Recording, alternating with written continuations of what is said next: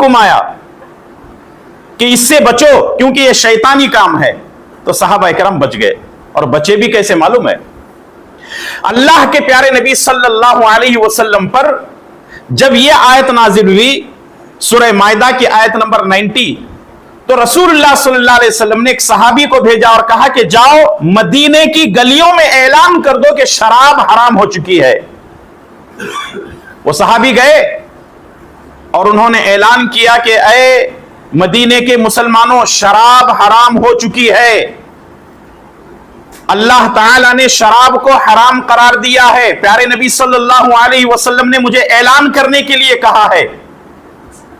आपको मालूम होना चाहिए कि अरब के लोग, अगर कोई मेहमान उनके घर में आता, जितनी पुरानी शराब होती थी वो देने को उसकी इज्जत और तकरीम समझते थे।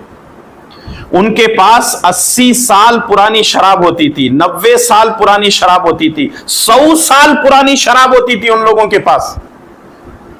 और जब मेहमान को देते तो कहते कि ये 80 साल पुरानी है, हमने इसको हिफाजत से रखा है, ये 100 साल पुरानी है। यानी उसकी इज्जत और तकरीम जो है किससे होती थी?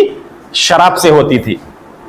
जब ऐलान हुआ कि शराब हराम हो चुकी है, कुछ पीने वाले मुसलमान शराब पी रहे थे क्योंकि अभी हराम नहीं हुई थी शराब।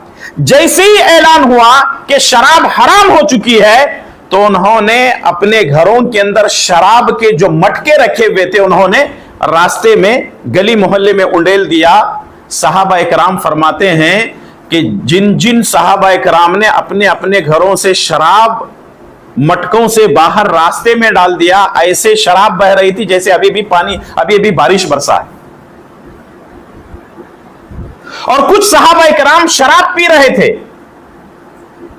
जैसे ही उनको मालूम हुआ कि शराब हराम हो चुकी है, हलक में हाथ डाल डाल करके वो उल्टियां करने लगे।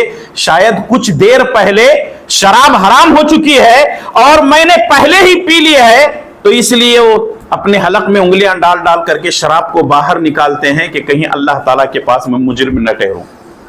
जरा आप अंदाजा लगाएं, सहाबा इकराम का ईमान ऐसा था, जो चीज हराम है उसको ऐसे छोड़ देते कि कभी दोबारा जो है अपने हाथ में उसको लेना भी पसंद नहीं करते थे।